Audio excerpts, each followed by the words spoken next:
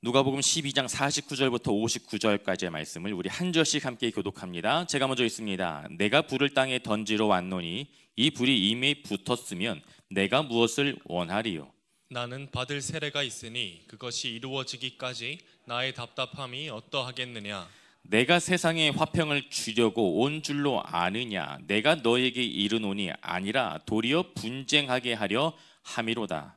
이후부터 한 집에 5사람이 있어 분쟁하되 셋이 둘과 둘이 셋과 하리니 아버지가 아들과 아들이 아버지와 어머니가 딸과 딸이 어머니와 시어머니가 며느리와 며느리가 시어머니와 분쟁하리라 하시니라. 또 무리에게 이르시되 너희가 구름이 서쪽에서 이는 것을 보면 곧 말하기를 소나기가 오리라 하나니 과연 그러하고 남풍이 부는 것을 보면 말하기를 심히 더우리라 하나니 과연 그러하리라. 외식하는 자여 너희가 천지의 기상은 분간할 줄 알면서 어찌 이 시대는 분간하지 못하느냐? 또 어찌하여 옳은 것을 스스로 판단하지 아니하느냐? 내가 너를 고발하는 자와 함께 법관에게 갈 때에 길에서 화해하기를 힘쓰라.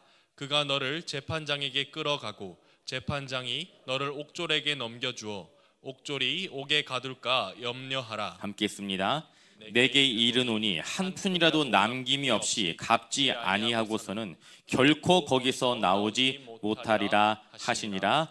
아멘. 우리는 계속해서 누가복음 12장 말씀을 통해 예수님의 제자로 살아가는 방법에 대해 함께 말씀을 나누고 있습니다. 여러분 다들 기억 안 나시죠?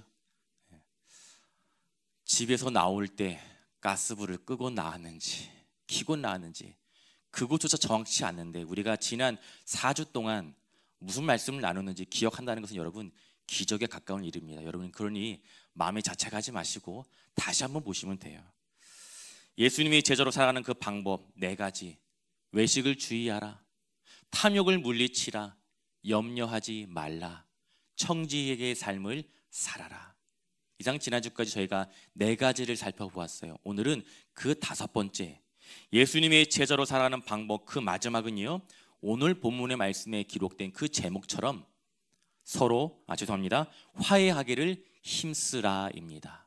무엇이라고요? 화해하기를 힘쓰라. 여러분 누구와의 화해를 의미하는 걸까요? 결론부터 말씀을 드린다면 하나님과의 화해입니다. 여러분 하나님과 화해하셨습니까? 화해하셨어요? 표정을 보니까 옆에 있는 내 식구와도 아직까지 화해도 못하고 있는데 무슨 눈에 보이지 않는 하나님과 화해를 할 수 있냐라고 생각하는 분들이 이 자리에 계시는 것 같습니다. 여러분 오늘 본문의 말씀을 통해 우리가 어떻게 하나님과 과연 화해할 수 있는 것인지 함께 살펴보기를 원합니다. 본문의 말씀은 다소 과격한 예수님의 말씀으로 시작이 돼요. 우리 본문 49절 말씀 함께 봅니다. 내가 불을 땅에 던지러 왔노니 이 불이 이미 붙었으면 내가 무엇을 원하리요? 아멘. 여러분 오늘 본문의 말씀에 기록된 예수님께서 이 땅에 오신 목적이 무엇이라고 말씀하시고 계십니까? 불을 어쩐다고요? 땅에 던지러 오셨대요. 내가 불을 땅에 던지러 왔노니. 여러분 좀 이상하지 않습니까? 우리가 어린 시절 주일학교 때부터 들어왔던 그 말씀과 오늘 본문의 말씀에 기록된 이 말씀이 많이 차이가 있는 것 같아요. 우리가 주일학교 때부터 읽고 암송했던 그 말씀 요한복음 3장 16절 그리고 17절 말씀을 우리 함께 봅니다. 하나님이 세상을 이처럼 사랑하사 독생자를 주셨으니 이는 그를 믿는 자마다 멸망하지 않고 영생을 얻게 하려 하심이라. 하나님이 그 아들을 세상에 보내신 것은 세상을 심판하려 하심이 아니요 그로 말미암아 세상이 구원을 받게 하려 하심이니라. 아멘. 여러분 우리는 요한복음 3장의 이 말씀을 통해 예수님께서 이 땅에 오신 목적이 심판이 아니라 구원이라는 사실을 이미 알고 있습니다. 그런데 오늘 본문의 말씀에 기록된 이 말씀은 예수님께서 이 땅에 불을 던지러 오셨다고 말씀하고 계세요. 여러분 불이 좋은 것입니까? 나쁜 것입니까? 질문 자체가 이상하죠. 좋은 방식으로 쓰면 좋은 것이고요. 나쁜 의도로 사용하면 나쁜 것 아니겠습니까? 그렇다면 예수님께서 말씀하시는 불은 과연 어떤 의미를 담고 있을까요? 성경에서 불은 심판의 행위와 아주 밀접한 관련이 있습니다. 유대인들에게 불은 말세의 심판을 가리키는 말로 주로 예언서나 묵시록에 사용되곤 하였습니다. 따라서 오늘 본문의 말씀에 기록된 이 불 또한 하나님께서 행하시는 심판으로 우리는 이해해야 합니다. 그렇다면 하나님의 심판을 의미하는 이 불이 우리에게 좋은 것일까요? 우리에게 나쁜 것일까요? 여러분, 하나님의 심판은요, 이중적인 의미를 담고 있습니다. 동전을 보세요. 앞면과 뒷면, 양면이 다르죠. 그러나 하나의 동전입니다. 이처럼 동전의 양면성처럼 하나님의 심판은 이중적인 의미를 담고 있습니다. 여러분, 이스라엘 백성들에게 임한 가장 큰 위대한 구원의 사건은 출애굽 사건입니다. 그런데 출애굽한 그 이스라엘 백성들을 홍해가 가로막았을 때 어떤 일이 발생했습니까? 우리 함께 말씀을 좀 볼게요. 출애굽기 14장 24절 25절 함께 봅니다. 새벽에 여호와께서 불과 구름 기둥 가운데서 애국 군대를 보시고 애국 군대를 어지럽게 하시며 그들의 병거 바퀴를 벗겨서 달리기가 어렵게 하시니 애굽 사람들이 이르되 이스라엘 앞에서 우리가 도망하자. 여호와가 그들을 위하여 싸워 애굽 사람들을 치는도다. 아멘. 출애굽한 이스라엘 백성들을 인도하였던 구름과 불기둥은 이스라엘 백성들이 홍해로 인하여 그 길이 가로막히게 되자 방향을 틀어 어디로 향했습니까? 애굽 군대의 진영으로 향했습니다. 애굽 군대를 가로막은 그 불기둥으로 인하여 이스라엘 백성들은 홍해를 안전하게 건널 수 있었지만 이와는 달리 애굽의 군대는 홍해에 빠져 진멸하게 되었습니다. 여러분, 하나님의 불을 통해 하나님은 애굽의 군대를 심판하셨고 동시에 이스라엘 백성들에게는 구원의 은혜를 허락해 주셨습니다. 이처럼 성경에 기록된 하나님의 심판과 구원은요, 마치 동전의 양면성처럼 이중적인 모습으로 우리에게 다가옵니다. 예수님께서 이 땅에 다시 오시는 그 재림의 날, 누군가에게는 그 재림의 날이 심판의 날이 될 수 있지만 저와 여러분, 우리에게는 구원의 날이 될 수 있습니다. 바라고 소망하는 것은 이 자리에 모인 우리 모두에게 예수님께서 다시 오시는 그날, 재림의 날이 심판의 날이 아닌 구원의 날, 축제의 날이 될 수 있기를 예수님의 이름으로 축원드립니다. 아멘. 아멘. 불을 던지기 위해 이 땅에 오셨다라고 말씀하신 그 예수님께서 또 한 가지 이해하기 힘든 말씀을 하셨어요. 우리 누가복음 12장 50절 말씀 함께 봅니다. 나는 받을 세례가 있으니 그것이 이루어지기까지 나의 답답함이 어떠하겠느냐. 아멘. 예수님은 자신이 받아야 할 세례가 남아있다고 말씀하고 계세요. 여러분, 이상하지 않습니까? 예수님은 이미 요단강에서 세례 요한에게 세례를 받으셨습니다. 그런데 예수님은 제자들을 향해 내가 아직 받아야 할 세례가 남아있다고 말씀하고 있어요. 그렇다면 예수님께서 받으셔야 하는 그 세례는 과연 무엇을 의미할까요? 우리 마가복음 10장 33절, 34절 그리고 38절 이어서 함께 봅니다. 보라, 우리가 예루살렘에 올라가노니 인자가 대제사장들과 서기관들에게 넘겨지매 그들이 죽이기로 결의하고 이방인들에게 넘겨주겠고 그들은 능욕 참으며 침뱉으며 채찍질하고 죽일 것이나 그는 3일 만에 살아나리라 하시니라. 예수께서 이르시되 너희는 너희가 구하는 것을 알지 못하는도다. 내가 마시는 잔을 너희가 마실 수 있으며 내가 받는 세례를 너희가 받을 수 있느냐. 아멘. 예수님은 제자들을 향해 예수님께서 감당하셔야 하는 그 십자가 죽음에 대하여 내가 마시는 잔 그리고 내가 받아야 하는 세례라고 말씀하셨습니다. 따라서 오늘 본문의 말씀에 기록된 예수님께서 받으셔야 하는 그 세례 또한 바로 예수님께서 감당하셔야 하는 고난을 통한 죽음을 의미하는 것입니다. 죄인을 향한 하나님의 심판, 우리의 죄로 인하여 예수님께서 대신 감당하셔야 하는 그 십자가의 죽음을 예수님께서 받으셔야 하는 세례라고 말씀하신 것입니다. 여러분, 우리 예수님은 이 땅에 심판의 불을 던지기 위해 오셨습니다.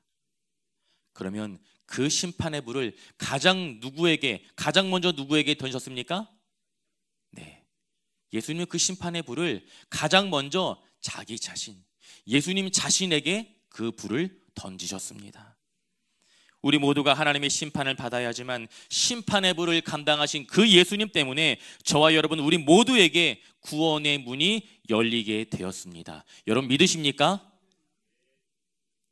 어찌 한 절반은 믿는 것 같고 문제가 있어요. 정말 중요한 문제가 아직 우리에게 남아 있습니다. 우리를 구원하시기 위해 심판의 불을 자기 자신에게 던지신 그 예수님 때문에 열리게 된 그 구원의 문을 바라보지 못하는 수많은 사람들이 이 땅에 존재하고 있다는 것입니다. 우리 누가복음 12장 51절부터 53절까지 함께 봅니다. 내가 세상에 화평을 주려고 온 줄로 아느냐? 내가 너에게 이르노니 아니라 도리어 분쟁하게 하려 함이로다. 한 집에 5사람이 있어 분쟁하되 셋이 둘과 둘이 셋과 하리니 아버지가 아들과 아들이 아버지와 어머니가 딸과 딸이 어머니와 시어머니가 며느리와 며느리가 시어머니와 분쟁하리라 하시니라. 아멘. 여러분, 예수님께서 이 땅에 오심으로 인하여 이 땅에 분쟁이 임하였습니다. 이 말씀이 과연 무엇을 의미할까요? 여러분, 우리가 살아가는 이 세상은요, 하나님의 권세 아래 살아가는 자들과 그리고 사탄의 권세 아래 살아가는 자들로 나뉘어집니다. 지금 이 자리에 모인 우리 모두는요, 과거에 사탄의 권세 아래 살던 자들이었습니다. 그러나 예수 그리스도의 오심으로 인하여 하나님의 자녀로 살아가는 권세가 우리에게 주어졌습니다.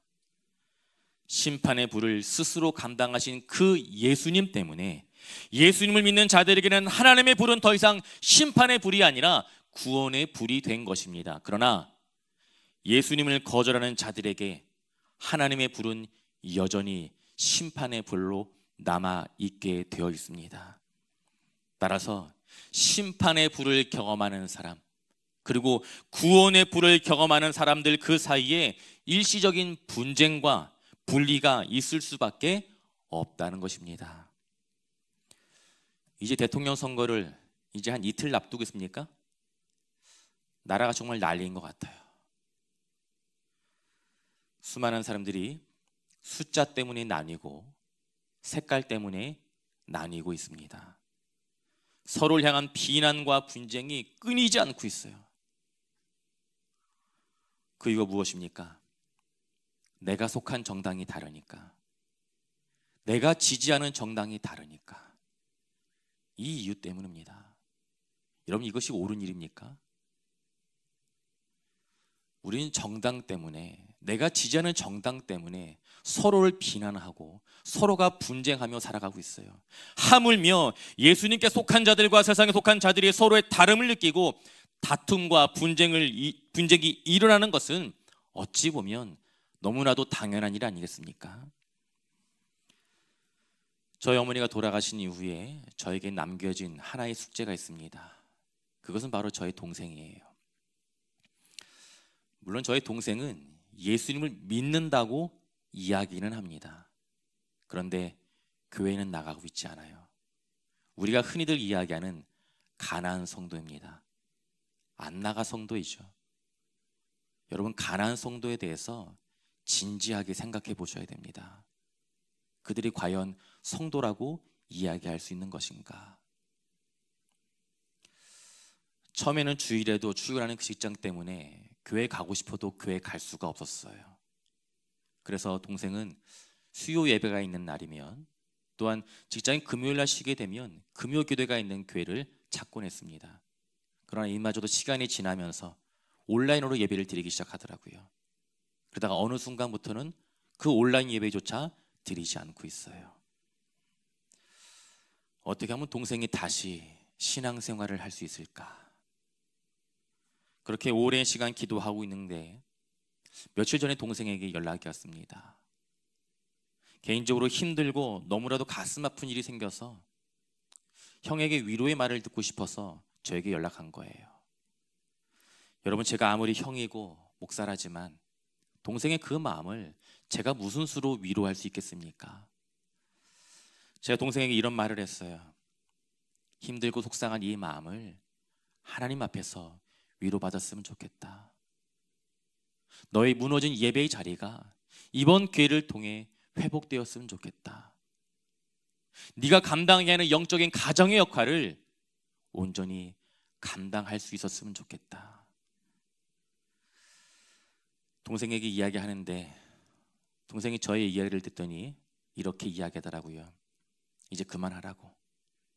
무슨 얘기인지 다 알겠는데 지금 그런 얘기 듣고 싶지 않다는 거예요.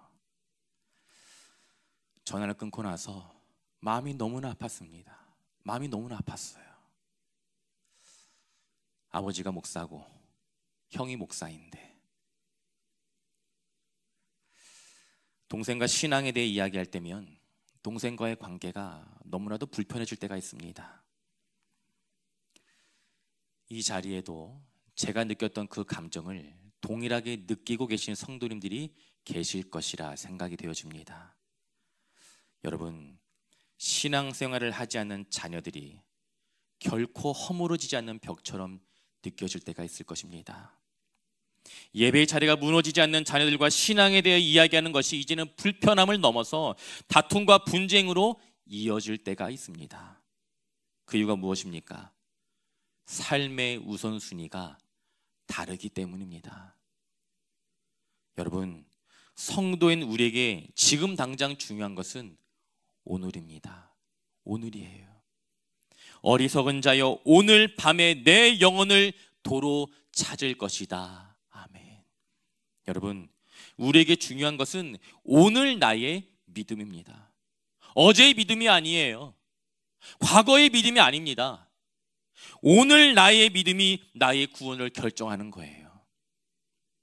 그러나 하나님을 떠난 자들에게 지금 당장 중요한 것이 무엇입니까? 오늘이 아니라 내일입니다. 내일이에요. 당장 내일 무엇을 입어야 할지, 당장 내일 무엇을 먹어야 할지, 내일의 성공을 위해 오늘을 기꺼이 포기하며 살아가고 있습니다. 내일을 위해 살아가는 자들을 향해 예수님께서 다음과 같은 말씀을 하셨어요. 우리 본문 54절부터 56절까지 함께 봅니다. 또 무리에게 이르시되 너희가 구름이 서쪽에서 있는 것을 보면 곧 말하기를 소나기가 오리라 하나니 과연 그러하고 남풍이 부는 것을 보면 말하기를 심히 더우리라 하나니 과연 그러하리라. 외식하는 자여, 너희가 천지의 기상은 분간할 줄 알면서 어찌 이 세대는 분간하지 못하느냐. 아멘. 여러분, 이스라엘 서쪽에 위치한 지중해에서부터 구름이 몰려온다는 것은 이제 곧 머지않아 비가 내린다는 것을 의미합니다. 또한 이스라엘의 남쪽에 위치한 광야와 사막에서부터 바람이 불어온다는 것은 이제 곧 무더워진다는 것을 의미합니다. 이처럼 이스라엘 사람들은 바람과 구름을 통해 날씨를 예측했어요. 예수님께서 말씀하십니다. 천지의 기상은 분간할 줄 알면서 어찌 이 세대에는 분간하지 못하느냐. 아멘.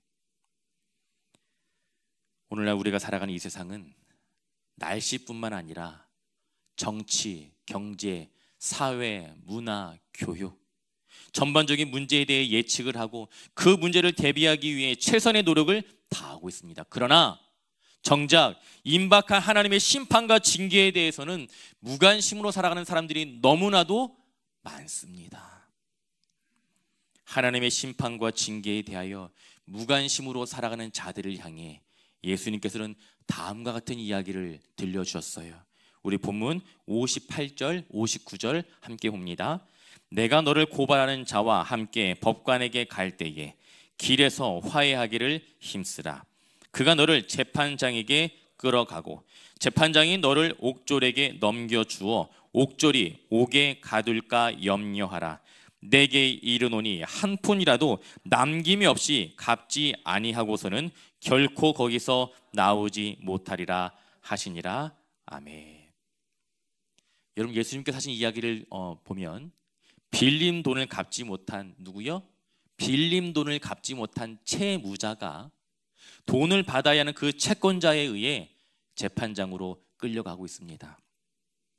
이와 같은 상황 속에서 채무자가 재판장에 끌려가지 않기 위해서 어떠한 노력을 감당해야 합니까? 방법은 간단해요. 빌린 돈을 갚거나 아니면 그 채무를 해결할 수 있는 정확한 근거를 마련하는 것뿐입니다. 다시 말해 채권자와 화해하는 거예요. 그렇지 않은 경우 어디에 갑니까? 옥에 가요. 여러분 감옥에 가신 적 없으시죠? 저는 가본 적이 있어요. 언제? 군대에 있을 때예요.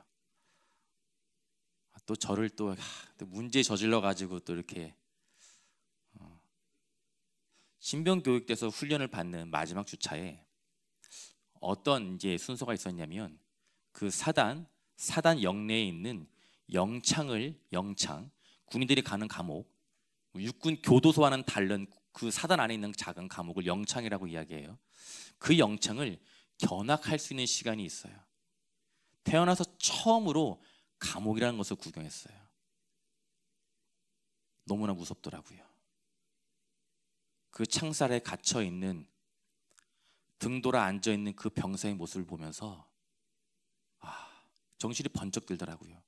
여기서 사고 치면 영창에 오는구나. 여러분, 돈 안 갚으면 어디 갑니까? 감옥에 가요. 여러분, 그렇다면 예수님께서 말씀하신 이 이야기 속에 등장하는 채권자는 과연 누구일까요? 누구를 두고 채권자라고 말씀하시는 걸까요? 본문의 말씀에 기록된 채권자는 바로 하나님이십니다. 하나님이세요. 하나님은 채권자이시며 동시에 재판장이십니다. 그러면 채무자는 누구일까요? 이 자리에 있는 저와 여러분, 우리입니다.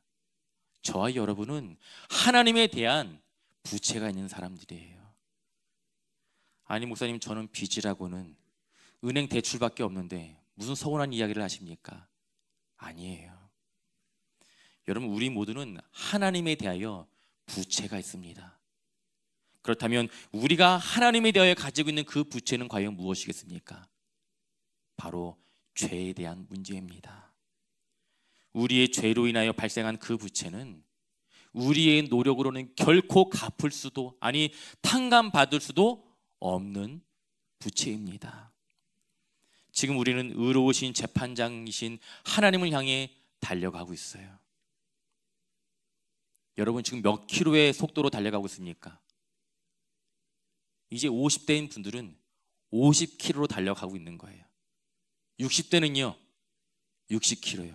80대는요 무섭지 않으세요, 여러분? 근데 중요한 것은 80km 달려가고 있는 그 장로님보다 이제 45km 달려가고 있는 제가 먼저 종점에 도착할 수도 있다는 거예요. 여러분, 그 목적지에 도착하는 시간은요 아무도 알 수 없습니다.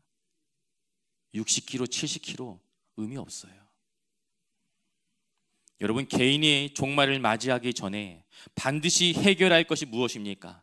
그것은 죄로 인하여 깨어진 하나님과의 관계가 회복되는 것입니다. 지금 우리가 해야 할 것은요 하나님과 화해하는 거예요. 하나님과 화해하지 못한 자의 결말이 무엇입니까? 바로 본문의 말씀에 기록된 불의 심판입니다. 불의 심판이에요. 여러분, 우리의 노력으로는 결코 우리의 죄를 덮을 수 없습니다. 그렇다면 하나님과 화해할 수 있는 유일한 방법이 무엇입니까? 그것은 나의 죄를 대신하여 죄의 값을 치르신 예수 그리스도를 나의 구주로 인정하는 것입니다. 할렐루야, 아멘. 여러분, 우리의 죄를 깨끗하게 씻어줄 수 있는 유일한 분은 우리를 위해 심판의 세례를 받으신 하나님의 아들 예수 그리스도밖에 없습니다.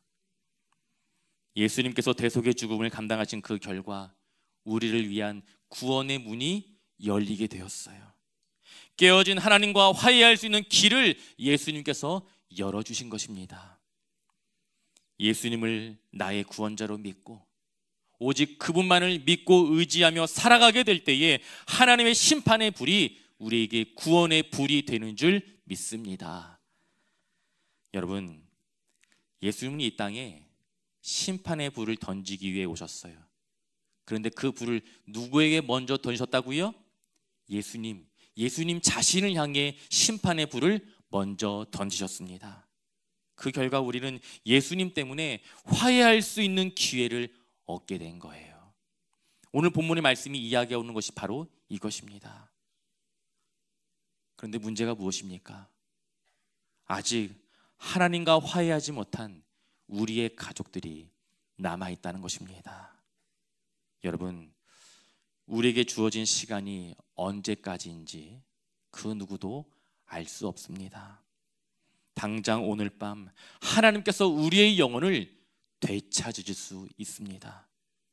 그래서 우리는 우리의 가족의 구원을 위해 정말 간절한 마음으로 기도하고 또 기도하셔야 돼요. 때로는 서로의 다름으로 인하여 다툼과 분쟁이 일어난다 할지라도 그럼에도 불구하고 우리가 절대로 포기해서는 안 되는 이유가 무엇입니까? 바로 영원한 생명이 달려있는 문제이기 때문입니다. 말씀을 정리합니다. 하나님께서는 가족의 구원을 위해 저와 여러분을 기도의 자리, 사명의 자리로 부르셨습니다.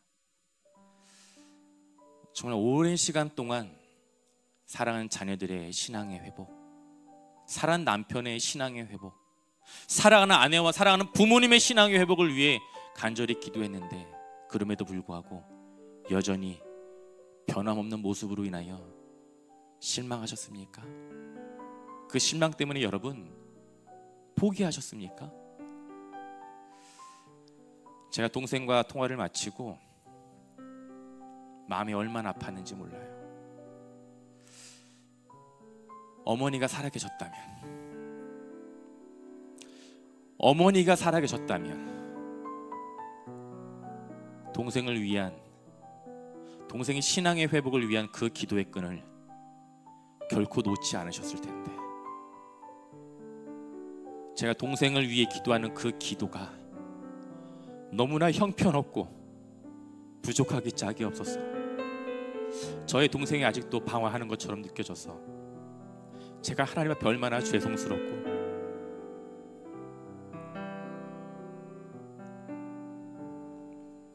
동생에게 미안했는지 모릅니다. 여러분, 하나님께서 그 영혼을 아직 포기하지 않으셨습니다. 그래서 저와 여러분 우리 또한 결코 포기해서는 안 됩니다. 몇 주 전에 듣게 된 찬양인데 이 찬양의 가사를 묵상하는 가운데 저의 마음이 뜨거워지더라고요. 가사를 잠시 보여주시면 좋을 것 같아요. 제가 읽어드릴게요. 주님, 나를 택하사 잃어버린 자에게 아버지의 사랑을 나누게 하시네. 어두움을 밝히며 차가운 마음 녹이는 진리의 빛 전하게 하소서. 보내소서. 시련이 찾아올 때도 주님의 눈물 기억하게 하소서. 보내소서. 주께서 가신 길을 나도 걸어가게 하소서. 저는 모태신앙으로 자란 사람입니다. 그런데 하나님께서 저를 사랑하신다는 그 말씀이 도저히 믿어지지 않더라고요. 하나님이 정말 나를 사랑하신다면 이 지긋지긋한 가난과 질병의 고통에서 우리의 가정을 구원해 주셔야 되는데 하나님을 얼마나 많이 원망했는지 몰라요. 그러한 저를 향해 저희 어머니는 삶의 마지막 그 순간까지 저의 신앙의 회복을 위해 간절히 기도해 주셨어요. 송인아, 하나님을 원망하지 마라. 하나님이 너를 얼마나 사랑하시는지 그 사랑을 기억하며 살아가라. 여러분, 하나님이 나를 얼마나 사랑하시는지 그 사실을 알고 종말을 맞이하는 자와 그렇지 않는 자의 결말은 결코 같을 수 없습니다. 바라고 소망하는 것은 하나님을 떠나 살아가고 있는 우리의 가족들이 하나님과 화해하여 구원의 은혜를 누릴 수 있도록 그 기도의 끈을 결코 놓치지 않는 저와 여러분들이 되시길 예수님의 이름으로 축원드립니다.